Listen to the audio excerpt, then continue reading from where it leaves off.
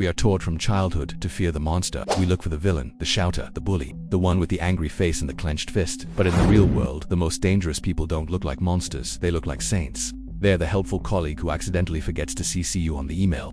They are the partner who says I love you, but makes you feel small every single day.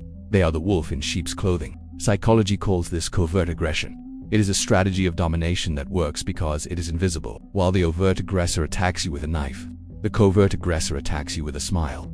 And by the time you realize you are bleeding, they have already convinced everyone else that you are the crazy one. Today, we are going to dissect the anatomy of weaponized benevolence and learn how to spot the knife before it cuts you. First, we need to clear up a massive misconception. We often confuse passive aggression with covert aggression. They look the same, but the motivation is completely different. A passive-aggressive person acts out of fear. They are angry, but they are too afraid of conflict to say it. So they pout, they delay, they sulk. It is a defense mechanism born of weakness. A covert aggressive person is different. They are not afraid, they are calculating. Dr. George Simon, who spent decades studying these personalities, explains that they are not misunderstood. They are predators, they want to win, they want to dominate. But they don't want the social penalty of looking like a jerk. So, they develop a mask. They use socially acceptable aggression. They don't punch you, they concern troll you. Are you sure you can handle that project? You look so tired lately. It sounds like care. But the subtext is, you are weak, and I am superior. They engage in what Robert Greene calls the passive-aggressive charmer strategy. They learned early on that overt anger gets punished, so they buried the anger under a layer of extreme niceness. They lure you in with charm, flattery, and helpfulness, and once you trust them, they start to dismantle you. How do they do it? They use 3 specific tools to weaponize their benevolence. Tool 1. The seduction of weakness. Most of us are guarded against strong people. If someone acts arrogant, we put our shields up, so the covert aggressor plays the victim. They act confused, they act hurt, they act overwhelmed. I'm just so confused. I didn't mean to hurt you. This triggers your biological instinct to nurture. You lower your shield to help them, and that is when they strike. They use your own empathy as a weapon against you. Tool 2. Gaslighting via rationalization. When you confront a normal person, they might apologize. When you confront a covert aggressor, they rationalize. They have an excuse for everything. I was just trying to help. You're just too sensitive. They explain away their aggression so convincingly that you start to doubt your own reality. This isn't a mistake, it is a maneuver. By refusing to accept blame, they force you to accept the role of the abuser for accusing them. Tool 3. The victim. If you finally catch them, they instantly flip the script. They cry, they talk about their traumatic childhood. Suddenly, you are the one apologizing to them.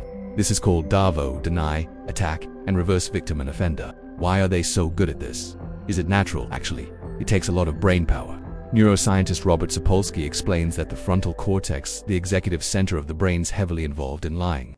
To tell a lie, your brain has to do 2 things at once: inhibit the truth, construct the false narrative. This creates a high cognitive load. However, studies on pathological liars show something disturbing. They often have more white matter in their prefrontal cortex. This suggests their brains are literally wired for complex manipulation. They are better at connecting disparate ideas to form a convincing story. And then, there is the duping delight. For a normal person, lying feels stressful, but for a dark personality, successfully deceiving someone triggers a dopamine hit. They feel a rush of superiority. I fooled you, I control your reality. This chemical reward reinforces the behavior. They don't just lie to protect themselves. They lie because it feels good. But what is the ultimate goal? Sometimes it is money or status, but often it is just envy. Robert Greene describes a type of person called the leveler.